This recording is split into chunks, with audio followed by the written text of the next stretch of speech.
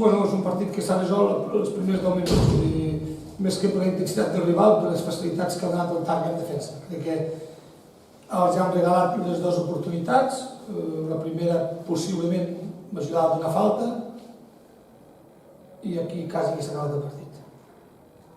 Heu tingut molt la pilota que us ha costat arribar, tot i que heu tingut un parell de bones ocasions.